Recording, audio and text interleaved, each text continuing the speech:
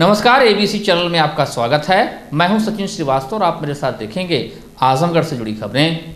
आइए नजर डाल लेते हैं आज की खास खबरों पर। Wooden touch Bhanwarnath Azamgarh, a complete hardware store. हमारे यहाँ branded plywood, flush door, designer door, PVC door, formica, fancy hardware, kitchen की चिमनी एवं मॉड्यूलर किचन की एक्सक्लूसिव रेंज उपलब्ध। अपने आशियाने में लगाइए 4 चांद, पहुंचिए वुडन टच भंवरनाथ आजमगढ़। स्वतंत्रता दिवस को लेकर जिले में एक तरफ जहां कोविड नियमों का पालन करते हुए जोर शोर के साथ तैयारी चल रही है, तो वहीं दूसरी तरफ सुरक्षा को लेकर भी काफी पुख्ता इंतजाम किए गए हैं। जनपद पुलिस पर्व को लेकर पूरी तरह से अलर्ट है। इस क्रम में मंगलवार को पुलिस अधीक्षक आजमगढ़ सुधीर कुमार सिंह द्वारा आगामी स्वतंत्रता दिवस को देखते हुए बैंक, मॉल, सराफा बाजार, संदिग्ध वाहनों व मास्क की सघन चेकिंग की गई। कई मॉलों व बैंकों में सीसीटीवी कैमरे का कार्य नहीं कर रहा था, जिस पर पुलिस अधीक्षक ने संबंधित को सीसीटीवी ठीक कराने का निर्देश दिया। पुलिस अधीक्षक ने महिला अस्पताल में कोरोना की टीका लगवाने वाले लाभार्थी को कोविड के नियमों का पालन कराने हेतु निर्देशित किया। पुलिस अधीक्षक व प्रभारी निरीक्षक कोतवाली द्वारा महिला अस्पताल से पहाड़पुर चौकी तक फूट पेट्रोलिंग की गई। इस दौरान पुलिस अधीक्षक सुधीर कुमार सिंह ने बताया कि लोगों में सुरक्षा की भावना जगाने पर्व को सकुशल संपन्न कराने के लिए सघन चेकिंग अभियान की शुरुआत कर दी गई। स्वतंत्रता दिवस के 72 घंटे पूर्व से ढाबों, होटलों, बस व रेलवे स्टेशनों की चेकिंग शुरू हो जाएगी। हर संदिग्ध पर पैनी नजर रखी जाएगी। उन्होंने आम जनता से भी पुलिस का सहयोग करने की अपेक्षा जाहिर की। मेरे द्वारा आकस्मिक रूप से पहले बैंकों की चेकिंग की गई, उनके सिक्योरिटी सिस्टम्स की चेकिंग की गई, बाहर खड़े वाहनों की चेकिंग की गई और इंस्पेक्टर कोतवाली और उनका पूरा फोर्स इस चेकिंग में मेरे साथ रहा। बहुत से बैंकों में कुछ सीसीटीवी कैमरे नहीं चल रहे हैं, विशेषकर जो आउटर वाले सीसीटीवी कैमरे हैं जो कि बहुत ही सेंसिटिव होते हैं क्राइम के दृष्टिकोण से, वो नहीं चल रहे हैं, तो उन्हें ठीक कराने के लिए निर्देशित किया गया है। कुछ जो गार्ड्स बैंकों पर लगे हैं, ब्रांचेज पर लगे हैं, उन गार्ड्स को भी सुरक्षा के बारे में उन्हें टिप्स दिए गए, उन्हें बताया गया किस ढंग से खड़ा होना है, किस ढंग से लोगों को देखना है, जो संदिग्ध लोग हैं उन्हें चेकिंग करके अंदर भेजना है और सभी को मास्क लगा के अंदर भेजना है। तो ये चीज़ें उन्हें समझाई गई हैं और आगे इनका अनुपालन सुनिश्चित कराया जाएगा। इसके बाद हम लोगों ने जो मुख्य मार्केट है चौक से लेके और ये पहाड़पुर चौकी तक का, इस पर गश्त की है। इसमें मेन सराफा मार्केट है, मेन दुकान है, इसमें मॉल्स की भी चेकिंग की गई। जो मॉल है उनमें कुछ लोग बिना मास्क के थे, उन्हें चेतावनी दी गई है। आज पहली बार उनके मॉल के जो वहाँ पर प्रबंधक हैं उन्हें बताया गया है किसी को भी बिना मास्क के अंदर मॉल में नहीं घुसने देंगे। तो ये प्रिकॉशंस आज लिए गए हैं और पैदल गश्त की गई है पूरे फोर्स के साथ, ताकि लोगों में सुरक्षा की भावना रहे और पुलिस और प्रशासन में विश्वास रहे। किसी कोई समस्या हो तो वो भी उन्हें बताएगी, वो बताएं। सर, आजमगढ़ खासतौर पर संवेदनशील है आने वाले 15 अगस्त की तैयारी को लेकर भी और नए नए मॉडल्स आ रहे हैं। देखिए, जो भी सूचनाएं हैं उन पर काम किया जा रहा है और बिल्कुल आपने सही कहा, आजमगढ़ हमेशा से संवेदनशील रहा है ऐसे मौक़ों पर और यहाँ पर हमेशा से साइलेंट स्लीपिंग मॉड्यूल्स जो है वो जब भी कोई घटना हुई यहाँ आजमगढ़ का नाम आता रहा है। हम लोग अपने ढंग से उस पर काम कर रहे हैं और जो भी इनपुट्स मिल रहे हैं उस पर हम काम कर रहे हैं। बाकी अभी आने वाले दिनों में 72 घंटे पहले से हम रेलवे स्टेशन की, बस स्टैंड की, ढाबों की, होटल की, इन सब की चेकिंग कराएंगे ताकि कोई संदिग्ध व्यक्ति आकर यहाँ पर ना रुके और रुकता है तो उससे ठीक से पूछताछ की जाए। सगड़ी तहसील के देवरांचल से होकर गुजरने वाली घाघरा नदी के जलस्तर में बढ़ोतरी का क्रम निरंतर जारी है। उसके रौद्र रूप से क्षेत्रवासी अब पनाह मांग रहे हैं। जलस्तर बढ़ने के साथ ही नदी में कटान तेज हो रही है। कटान के चलते कई घर घाघरा में विलीन हो चुके हैं तो कई घर कटान के मुहाने पर हैं। कटान करती घाघरा निर्माणाधीन ठोकर को काटकर अपने आगोश में ले रही है। बाढ़खंड के अधिकारी रिंग बांध को बचाने की कवायद में जुटे हुए हैं। स्थिति की गंभीरता को देखते हुए जिलाधिकारी आजमगढ़ राजेश कुमार द्वारा सगड़ी क्षेत्र के गांगेपुर में घाघरा नदी से हो रही कटान का निरीक्षण किया। निरीक्षण के दौरान काम में सुस्ती पर नाराजगी जाहिर करते हुए उन्होंने तत्काल काम में तेजी लाने के निर्देश दिए। जिलाधिकारी राजेश कुमार ने कहा कि 100 की जगह 200 लेबर लगाएं। बम्बू क्रेट हमेशा पर्याप्त तैयार रखें। काम की प्रगति धीमी देखकर जिलाधिकारी ने अधिशासी अभियंता बाढ़खंड दिलीप कुमार से कहा काम में तत्काल तेजी लाएं। अधिशासी अभियंता बाढ़खंड द्वारा बताया गया कि 100 लेबर और 5 बम्बू क्रेट तैयार हो जा रहे हैं जो डंप किए जा रहे हैं। लेबर और बम्बू क्रेट पत्थर बढ़ाने के लिए जिलाधिकारी ने सिंचाई विभाग को निर्देशित करते हुए कहा कि कार्य को समय रहते पूर्ण करा लिया जाए। इस अवसर पर एडीएम वित्त गुरु प्रसाद गुप्ता, एसपी ग्रामीण सिद्धार्थ, उप जिलाधिकारी गौरव कुमार, सीओ सगड़ी महेंद्र कुमार, थाना अध्यक्ष रौनापार, चौकी प्रभारी महुला उपस्थित रहे। देखिए, बाढ़ में अभी बाढ़ की स्थिति हमारे जनपद में नहीं है, बट क्योंकि इस बार जल स्तर जो है बार बार बढ़ा है और बार बार घटा है, तो कटान की स्थिति लगभग बनी कई जगह पे, खासतौर से गांगीपुर मठिया के जगह पे जहाँ पे स्पर बनने की पूरी बनाने की कार्रवाई हो रही थी, वहाँ पे कटान की समस्या आई थी। बट फ्लड विभाग ने उसमें कार्य अच्छा करके अब तक कटान को रोका हुआ है, उसमें रक्षा करने में अभी तक सफल हुए हैं। कल जो हम गए थे, निर्देश हमने दिया था, क्योंकि कई जगह आप देखेंगे गंगा जी और यमुना नदी में काफ़ी पानी बढ़ा है, तो बैकफ्लो आने की उम्मीद रहती है, तो जल स्तर बढ़ने का आशंका है। तो उसी लिए हमने उनको कल जाकर निर्देश दिया है कि जो काम वो कर रहे हैं तटबंध बचाने के लिए, उसको और तेज़ी से करने की आवश्यकता है। तो मैन पावर उनको बढ़ाना पड़ेगा, वो निर्देश दिए गए हैं। और साथ में बेम्बू कैरेट के माध्यम से जो वर्टिकल हम बेम्बू कैरेट डाल के रोकते हैं कटान को, जो एक टेम्परेरी व्यवस्था की जाती है बाढ़ के दौरान, उस व्यवस्था को और तेज़ी से बढ़ाएं। तो ये निर्देश दिए गए हैं और उसको तेज़ी से बढ़ा के किया जाए, क्योंकि करीब 50-100 मीटर को उनको आशंका है कि बाद में बैकफ्लो होकर पानी उधर आ सकता है, तो उसको बढ़ाने के निर्देश दिए गए। बार-बार डेडलाइन बढ़ रही है बनाने के लिए। देखिए, बाढ़ होते वक्त स्पर नहीं बनता है, अब वो स्पर जो भी बनेगा बाढ़ खत्म होने के बाद बनेगा।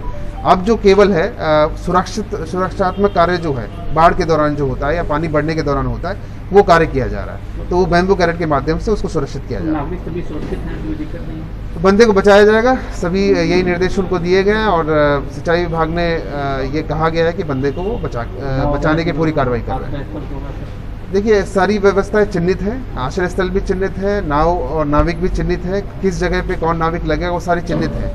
अगर स्थिति उत्पन्न होती है तो उनको तुरंत ही बिना डिले के उनको डिप्लॉय कर दिया जाएगा, उसमें कोई समस्या नहीं है, सभी लोग चिन्हित। राशन के लिए भी टेंडर पूरा किया जा चुका है और चारे और भूसे के लिए भी, गौवंश और अन्य पशुओं के लिए भी वो भी चिन्हित किया जा चुका है। टेंडर सब हो चुके हैं, जैसी आवश्यकता पड़ती है उनको वहाँ पे सुनिश्चित कराया जाएगा। चिकित्सा टीम पूरी तरह लगाई गई है, एक एम्बुलेंस के लिए वहाँ पे बोल दिया गया, वहाँ पे जो हमारी सबसे समीप CSC है उसमें निर्देश दे दिए गए हैं कि वहाँ पे लगातार वो रहेगी। और साथ में सर्पदंश के लिए जो एंटी वेनम इंजेक्शन होता है उसके लिए भी उपलब्धता वहाँ पे करा दी गई है। हमारे देश के गौरवशाली इतिहास, स्वतंत्रता सेनानियों के त्याग और बलिदान की याद दिलाने वाले 75वां स्वतंत्रता दिवस समारोह को सकुशल मनाए जाने के दृष्टिगत जिलाधिकारी राजेश कुमार की अध्यक्षता में कलेक्ट्रेट सभागार में बैठक संपन्न हुई। इस अवसर पर जिलाधिकारी ने कहा कि स्वतंत्रता दिवस प्रत्येक सरकारी कार्यालयों में परंपरागत ढंग से सादगी, हर्षोल्लास एवं आकर्षण ढंग से कोविड-19 के गाइडलाइन का अनुपालन करते हुए मनाया जाए। सरकारी गैर सरकारी कार्यालयों में ध्वजारोहण प्रातः 8 बजे एवं समस्त शिक्षण संस्थाओं में ध्वजारोहण प्रातः 9 बजे से किया जाएगा। जिलाधिकारी ने कहा कि 15 अगस्त के दिन सभी विभागों के अधिकारी कर्मचारीगण उपस्थित रहेंगे, कोई अनुपस्थित नहीं रहेगा। उन्होंने कहा कि समस्त विद्यालयों में 15 अगस्त का कार्यक्रम किया जाएगा। इसकी मॉनिटरिंग जिला विद्यालय निरीक्षक एवं BSA करें। सभी सरकारी गैर सरकारी कार्यालयों पर सजावट एवं कार्यक्रम आदि कराए जाएं। जिलाधिकारी ने समस्त EO नगर पालिका, नगर पंचायत एवं DPRO को निर्देश दिए कि शहरी ग्रामीण क्षेत्रों में विशेष अभियान चलाकर साफ सफाई कराएं। मलिन बस्तियों में 15 अगस्त को कार्यक्रम का आयोजन करें एवं चौराहों पर स्थित महापुरुषों की मूर्तियों की साफ सफाई कराना सुनिश्चित करें। इसी के साथ ही शहर क्षेत्र के अंतर्गत समस्त चौराहों पर फव्वारों को सक्रिय कराना सुनिश्चित करें। उन्होंने कहा कि शासन से 15 अगस्त मनाए जाने का गाइडलाइन प्राप्त होते हुए सभी अधिकारीगण को उपलब्ध करा दिया जाएगा। इस अवसर पर मुख्य राजस्व अधिकारी हरिशंकर, अपर जिलाधिकारी गुरु प्रसाद, PD अभिमन्यु सिंह, DDO रविशंकर राय, जिला युवा कल्याण अधिकारी राजनीति सिंह, जिला सूचना अधिकारी अशोक कुमार, जिला प्रोबेशन अधिकारी BL यादव, जिला समाज कल्याण अधिकारी मोतीलाल, अधिशासी अधिकारी नगर पालिका आजमगढ़ विकास कुमार, संबंधित विद्यालयों के प्रधानाचार्य सहित अन्य जिला स्तरीय अधिकारी उपस्थित रहे। इसके लिए यह निर्देश दिए गए हैं कि सभी लोग इसको हर्षोल्लास से बनाएंगे। कोई भी कार्यालय ऐसा नहीं बचना चाहिए जहाँ पे कि ध्वजारोहण ना हुआ हो। सब जगह ध्वजारोहण होगा और रोशनी की व्यवस्था की जाएगी। सभी लोग उसमें उपस्थित रहेंगे। सभी जो कर्मचारी, राजकीय कर्मचारी और अधिकारीगण हैं, सभी लोग उपस्थित रहेंगे। ये निर्देश दिए गए। सभी स्कूलों में सभी जगह पे ध्वजारोहण किया जाएगा। आजादी के अमृत महोत्सव एवं चौरी चौरा शताब्दी समारोह के आयोजन की श्रृंखला में काकोरी रेल घटना की वर्षगांठ के अवसर पर महिला कल्याण विभाग द्वारा मिशन शक्ति 3.0 अभियान के अंतर्गत महिलाओं तथा किशोरियों की सुरक्षा, सम्मान एवं स्वावलंबन हेतु कलेक्ट्रेट सभागार में हक की बात जिलाधिकारी के साथ कार्यक्रम का आयोजन किया गया। इस अवसर पर पुलिस अधीक्षक सुधीर सिंह ने हक की बात जिलाधिकारी के साथ कार्यक्रम में 10 पीड़ित महिलाओं द्वारा घरेलू हिंसा, जमीनी विवाद, दहेज उत्पीड़न, धोखाधड़ी, प्रेम प्रसंग आदि शिकायतों के संबंध में उपस्थित होकर पारस्परिक संवाद किया गया, जिसमें कुसुम मेहनगर, वंदना देवी कोतवाली आजमगढ़, जोहरा फातमा मुबारकपुर, साहिदुन निसा अहिरौला, पूजा सिंह जहानागंज, यास्मीन बानो जियनपुर, अंजलि सरोज कंदरापुर, सबा इसरत कोतवाली, शीला देवी अतरौलिया एवं संगीता यादव दीदारगंज शामिल है। पुलिस अधीक्षक ने दहेज उत्पीड़न, शोषण आदि के बारे में कानूनी प्रावधानों को बताया। उन्होंने बताया कि शोषण, दहेज उत्पीड़न हेतु FIR दर्ज की जा सकती है एवं भरण पोषण हेतु कोर्ट में दावा किया जा सकता है। छेड़खानी के लिए IPC की धारा 354 के अंतर्गत FIR किया जा सकता है। महिलाओं की सुरक्षा के लिए 1090 हेल्पलाइन नंबर है एवं 112 PRV वैन पर शिकायत की जा सकती है। उन्होंने कहा कि छोटी छोटी घटना एवं जमीनी विवाद मामलों में 112 पर शिकायत न करें, लेकिन जमीनी विवाद से मारपीट होने पर ही 112 पर शिकायत दर्ज करें।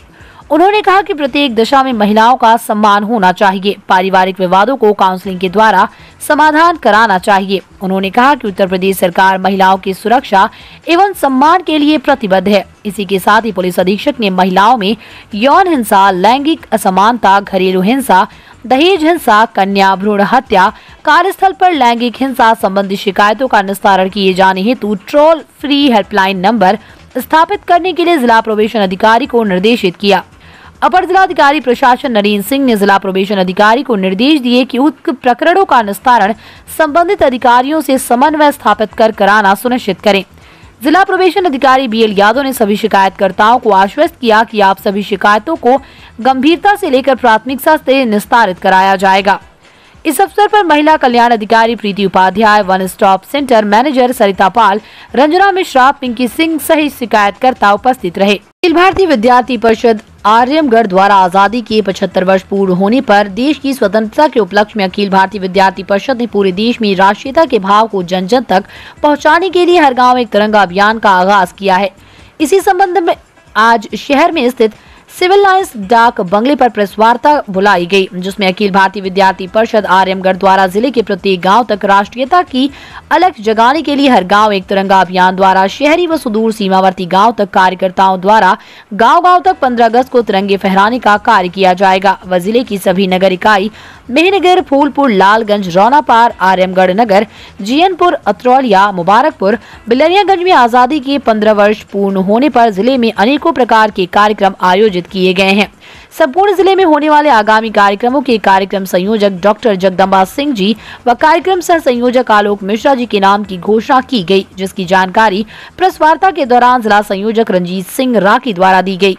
विद्यार्थी परिषद के विभाग संयोजक संदीप स्वरूप जी के नेतृत्व में कार्यकर्ताओं द्वारा आजादी के 75 वर्ष पूर्ण होने के उपलक्ष्य में शहर में स्थित सिविल लाइन स्थित डाक बंगले पर अमृत महोत्सव हर गांव एक तिरंगा का पोस्टर विमोचन किया गया।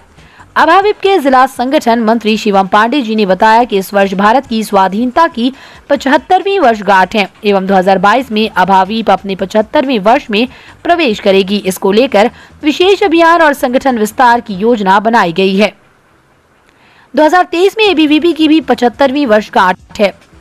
इस उपलक्ष्य में ABVP ने अगले 2 वर्षों में बड़े अभियानों का लक्ष्य लिया है, जिसे पूरा करने के लिए वृहद अभियान चलाया जाएगा। इसके अलावा परिषद की पाठशाला को विस्तृत रूप देने के लिए महिलाओं के स्वास्थ्य एवं स्वच्छता के लिए तथा राष्ट्रीय शिक्षा नीति के सफल क्रियान्वयन हेतु अभियान चलाया जाएगा।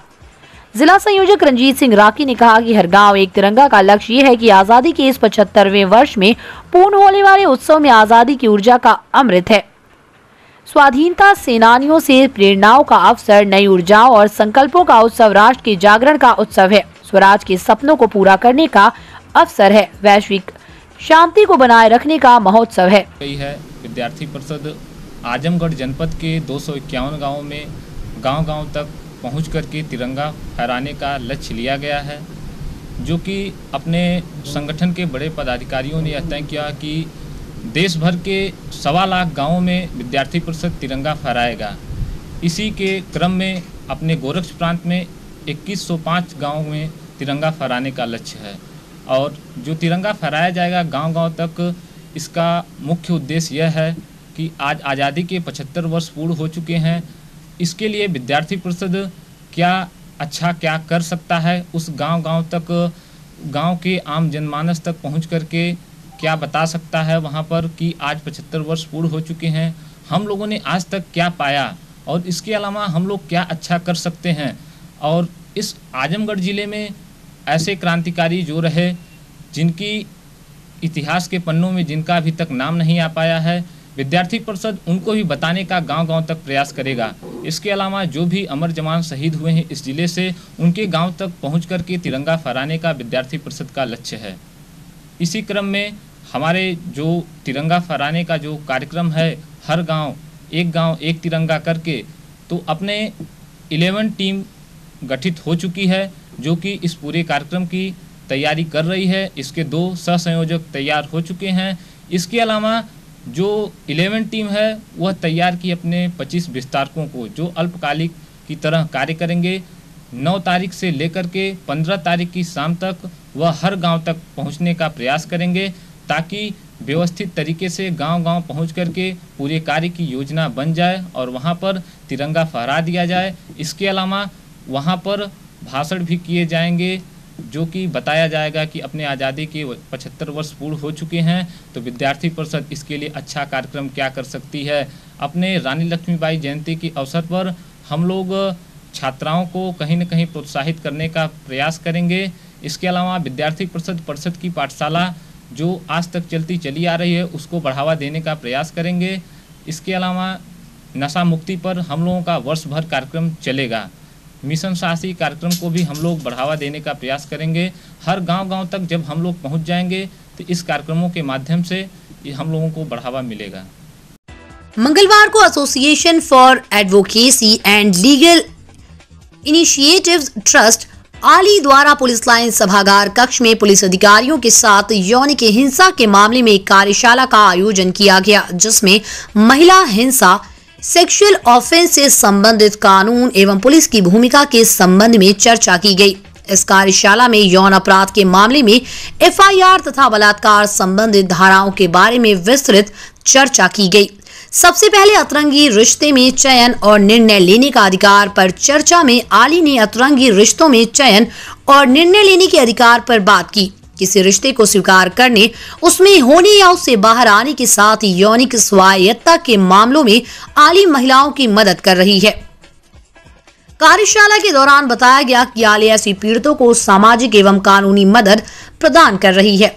महिलाओं, युवाओं, वकीलों, पुलिस, डॉक्टरों, न्याय तंत्र से जुड़े लोगों और हमारी सुरक्षा के लिए जिम्मेदार अफसरों की क्षमता विकसित करने में मदद की जा रही है, जिससे उन्हें महिलाओं से जुड़े अधिकारों और कानूनों की सही जानकारी हो और इनका सही क्रियान्वयन हो सके। कार्यशाला के दौरान आली ने बताया कि वो वैधानिक शोध, तथ्यों की पड़ताल और नीतियों पर पैरोकारी करते हैं, जिससे महिलाओं और बच्चों के अधिकारों को सही तरह से लागू किया जा सके, साथ ही उनके अधिकार सुनिश्चित हो सके। इसके लिए हम हितधारकों के साथ मिलकर साक्ष्यों के आधार पर पैरोकारी करते हैं, साथ ही ये सुनिश्चित करते हैं कि व्यवस्था में सकारात्मक बदलाव आ सके। इस मौके पर पुलिस अधीक्षक यातायात सुधीर जायसवाल व जनपद के समस्त थानों के निरीक्षक, उप निरीक्षक कार्यशाला के दौरान मौजूद रहे। सरकार के खिलाफ कांग्रेसियों का आज दूसरे दिन भी प्रदर्शन जारी रहा। आजमगढ़ में जहां कल 4 विधानसभा के बाद आज कांग्रेसियों ने 6 विधानसभा क्षेत्रों में विरोध प्रदर्शन किया। महंगाई के विरोध को लेकर कांग्रेसी कार्यकर्ता आज सड़कों पर उतरे और सरकार के खिलाफ जमकर नारेबाजी की। कांग्रेस प्रदेश सचिव एवं आजमगढ़ जिला प्रभारी ने बताया कि जिस तरह कांग्रेस ने 1942 में अंग्रेजों से कहा कि भारत छोड़ो, उसी तरह हमारी आज की मांग है भाजपा गद्दी छोड़ो। हमारी पार्टी कांग्रेस के ही केवल सरकार का विरोध कर रही है।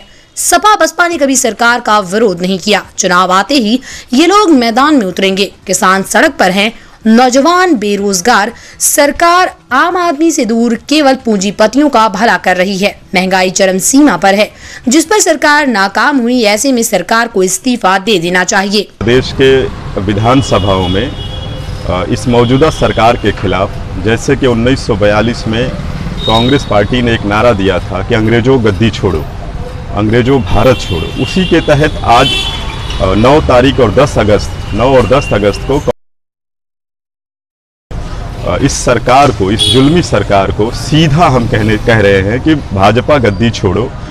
ये नारे के तहत हम विधानसभा स्तरीय धरना प्रदर्शन पदयात्रा कर रहे हैं और उस पदयात्रा में हमारा सीधा मांग है कि किसान आज सड़क पर बैठा हुआ है, नौजवान बेरोजगारी के राह पर है, महिलाओं के साथ दुराचार हो रहे हैं, छात्र शिक्षा के दुनिया में खाली बैठा है। उन तमाम मुद्दों को लेके एक साथ हम सड़कों पे आंदोलन कर रहे हैं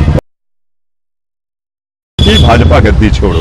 इसी नारे के तहत कल हमारे आजमगढ़ के 4 विधानसभाओं में हमने पदयात्रा किया, जिसमें 2 से लेकर 5 किलोमीटर तक का सफर किया और आज 6 विधानसभाओं में हम पदयात्रा करने जा रहे हैं। उत्तर प्रदेश छोड़ना होगा, बल्कि 2024 में देश भी छोड़ना होगा। आप देख रहे हैं कि पेट्रोल के दाम 100 के पार चले गए हैं, डीजल 100 के करीब चला गया है, रसोई गैस जो 300-400 के तहत मिलता था वो आज 900-1000 के पास चला गया है।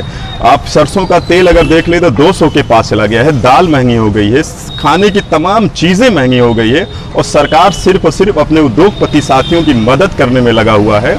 जनता का कोई सरोकार नहीं है। अगर ऐसा नहीं होता तो फिर आप क्या करेंगे? हम जनता के बीच में हैं, जनता बिल्कुल तैयार बैठी है, चुनाव का वक्त का इंतज़ार कर रही है और जनता समझ चुकी है इनके लोग को। और आज विपक्ष के नाम पे आप देख रहे हैं कि सपा बसपा के लोग घर बैठ के नज़ारे ले रहे हैं। वो चुनाव आयोग के दिन का तारीख तय देख रहे हैं कि कब निकलना है और कांग्रेस सीधा सड़कों पे लगातार 4 वर्षों से सरकार से आमना सामना कर रही है।